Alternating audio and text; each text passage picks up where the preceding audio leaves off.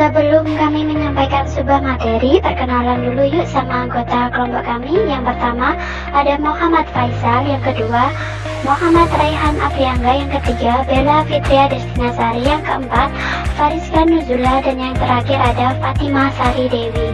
Di sini kami akan menjelaskan mengenai hukum perjanjian dalam sewa menyewa. Sebelum itu, kalian tahu nggak sih apa itu hukum perjanjian? Baiklah, kami akan menjelaskan dulu apa sih hukum perjanjian itu.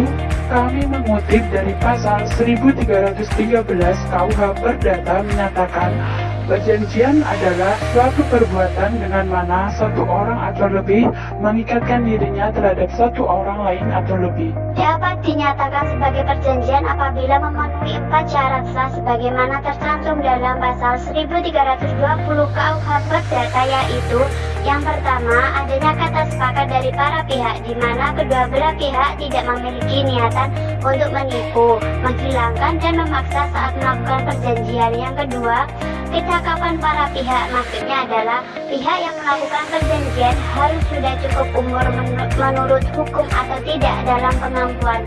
Yang ketiga, adanya suatu hal tertentu di mana dalam sebuah perjanjian pastinya ada objek yang ingin atau akan diperjanjikan. Yang keempat, adanya sebab halal. Maksudnya di sini perjanjian yang sah dilakukan hanya untuk segala sesuatu yang baik dan benar serta sesuai dengan perundang-undangan. Apabila keempat syarat sah perjanjian tersebut diperhatikan dan diterapkan sebelum dan saat melakukan perjanjian, maka tidak akan ada kendala atau masalah yang nantinya akan merepotkan para pihak yang melakukan perjanjian. Maka hal-hal yang tidak diinginkan nantinya bisa diminimalisir. Kamu pernah nggak sih merental mobil untuk bepergian keluar kota?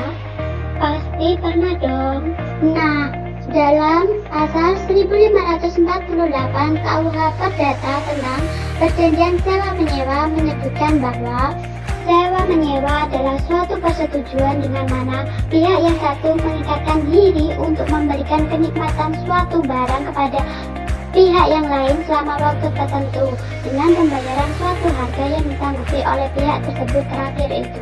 Jadi, teman-teman, berdasarkan penjelasan yang teman saya sampaikan tadi, bahwa dalam perjanjian sewa menyewa terdapat dua pihak, yaitu pihak yang menyewakan dan pihak yang menyewa. Pihak yang menyewakan mempunyai kewajiban menyerahkan barangnya untuk dinikmati oleh pihak penyewa, sedangkan pihak penyewa mempunyai kewajiban untuk membayar harga sewa. Barang yang diserahkan dalam sewa menyewa tidak untuk dimiliki seperti halnya dalam perjanjian jual beli, tetapi hanya untuk dinikmati kegunaannya.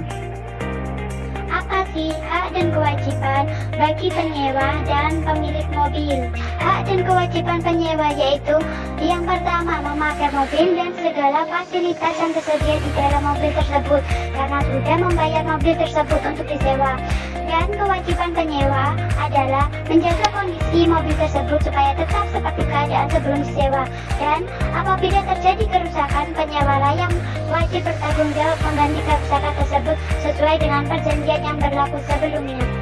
Sedangkan hak dan kewajiban sebagai pemilik usaha rental mobil wajib menjaga KTP atau barang yang menjadi jaminan atas perjanjian tersebut dengan baik, dan memiliki hak untuk menuntut dan mendapatkan kompensasi atas ketidaksesuaian atau pelanggaran yang dilakukan penyewa menurut kontrak yang telah disepakati sebelumnya. Kalau boleh tahu, apa saja sih unsur-unsur yang tercantum dalam perjanjian sewa menyewa itu? Unsur-unsur yang tercantum dalam perjanjian sewa menyewa yaitu yang pertama, adanya pihak yang menyewakan dan pihak yang menyewa. Yang kedua, adanya kesepakatan antara kedua belah pihak. Yang ketiga, adanya objek sewa menyewa. Yang keempat, adanya kewajiban dari pihak yang menyewakan untuk menyerahkan kenikmatan kepada pihak penyewa atas suatu benda. Yang kelima, adanya kewajiban dari penyewa untuk menyerahkan uang sewa kepada pihak yang menyewakan. Nah, di dalam rental mobil ada suatu hukum perjanjian atau kontrak di mana si penyewa dengan si pemilik rental mobil harus melakukan hukum perjanjian yang sah. Dengan cara si pemilik rental mobil harus menjelaskan ketentuan-ketentuan yang berlaku untuk menyewakan mobil, dan penyewa harus membaca surat kontrak dan penjelasan dengan jelas.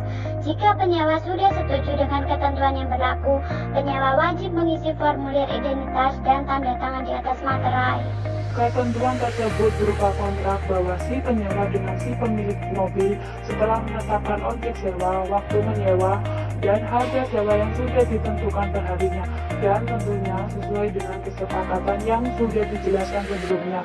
Dapat dikatakan kedua pihak sepakat dan kontrak tersebut mengikat secara hukum. Jadi di sini ada suatu hak dan kewajiban bagi penyewa maupun pemilik usaha rental mobil. Lalu, bagaimana bila si penyewa mengembalikan mobil tersebut dengan tidak tepat waktu? Apabila terjadi hal seperti ini, maka dapat dikatakan bahwa penyewa telah melanggar kontrak yang telah disepakati. Seperti yang saya katakan sebelumnya, pihak rental mobil berhak untuk mengenakan denda atau menuntut sesuai dengan apa yang menjadi ketentuan di dalam usaha rental mobil yang telah disepakati tersebut. Apabila penyewa tidak menerima konsekuensi atas salah satu pelanggaran yang ia lakukan tersebut, maka penyewa dapat menerima konsekuensi yang lebih berat lagi. Pelanggaran yang terjadi bisa mengakibatkan kerugian bagi kedua belah pihak, baik pelanggaran yang disengaja maupun tidak disengaja. Secara hukum, penyewa ini dikatakan melakukan uang prestasi atau tidak memenuhi kewajiban sebagaimana mestinya yang dibebankan oleh kontrak terhadap pihak-pihak yang bersangkutan, baik karena kelalaian atau keadaan yang memaksa baik secara sengaja maupun tidak sengaja. Dan uang prestasi yang dilakukan penyewa adalah karena yang pertama, adanya hubungan hukum dengan pemilik rental mobil karena persetujuan yang ada dalam kontrak penyewaan mobil. Yang kedua, adanya kelalaian yakni keterlambatan dalam pengembalian objek perjanjian yaitu mobil yang disewa. Maka dari itu, konsekuensi yang didapatkan penyewa dapat dilihat menurut pasal-pasal KUH Perdata, misalnya pasal 1243 yang menyatakan pergantian biaya, kerugian, dan bunga karena tak dipenuhinya suatu perikatan mulai diwajibkan bila debitur, walaupun telah dikatakan lalai, tetap lalai untuk memenuhi perikatan itu, atau jika sesuatu yang harus diberikan atau dilakukannya hanya dapat diberikan atau dilakukannya dalam waktu yang melampaui waktu yang telah ditentukan. Selanjutnya, pasal 1244 yang menyatakan debitur harus dihukum untuk mengatasi biaya, kerugian, dan bunga bila ia tak dapat membuktikan bahwa tidak dilaksanakannya perikatan itu atau tidak tepat waktunya dalam melaksanakan perikatan itu disebabkan oleh suatu hal yang tak terduga yang tak dapat dipertanggungjawabkan kepadanya walaupun tidak ada iktikat buruk kepadanya. Ada 3 bentuk sanksi normatif yang bisa dikenakan bagi penyewa, yaitu yang pertama menggantikan biaya, yang kedua membayar kerugian, yang ketiga membayar bunga. Untuk menuntut sanksi tersebut maka harus ada bukti-bukti tertulis seperti surat perjanjian atau kontrak sewa mobil dan perjanjian yang dilakukan antara kedua pihak jelas persyaratannya dan dikatakan sah. Sebelum menuju meja hijau, ada baiknya melakukan somasi dengan bantuan pengacara untuk memperlihatkan etikat baik pemilik rental mobil untuk menyelesaikan masalah tanpa harus sampai ke meja hijau. By the way, teman-teman, perjanjian sewa menyewa merupakan perjanjian yang tergolong dalam perjanjian nominat. Apalagi tuh perjanjian nominat? Jadi nih ya, perjanjian nominat itu adalah semua perjanjian yang bernama, baik itu dengan nama khusus maupun dengan nama tertentu yang tidak terlalu dikenal, atau juga bisa diartikan sebagai perjanjian-perjanjian yang diberikan nama oleh undang-undang atau di dalam KUH Perdata.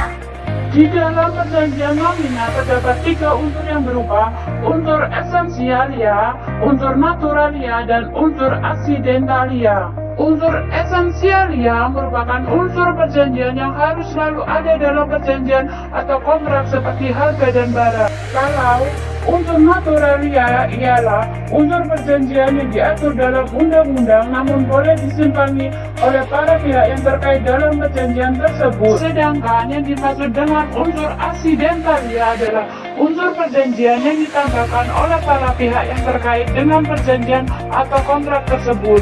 Oh iya teman-teman, hampir lupa nih, tidak semua perjanjian itu tertulis ya. Ada juga perjanjian yang tidak tertulis dan hanya diucapkan secara lisan saja. Namun untuk perjanjian sewa menyewa, alangkah baiknya jika perjanjian tersebut dibuat secara tertulis. Karena menurut undang-undang perjanjian sewa menyewa yang tidak tertulis tidak memiliki jangka waktu yang pasti sehingga sulit untuk diakhir. ini bisa saja disalahgunakan oleh pihak-pihak yang tidak bertanggung jawab. Jadi, untuk mencegah hal tersebut lebih baik dibuat secara tertulis ya. Nah, itu dia contoh dari hukum perjanjian yang sering kita jumpai dalam kehidupan sehari-hari. Semoga dari penjelasan kelompok kami bisa menambah wawasan tentang hukum perjanjian. Sekian penjelasan dari kelompok kami. Jika ada perkataan yang salah, mohon dimaafkan. Terima kasih yang sudah menonton sampai selesai. Semoga apa yang kami sampaikan bermanfaat. Wassalamualaikum warahmatullahi wabarakatuh.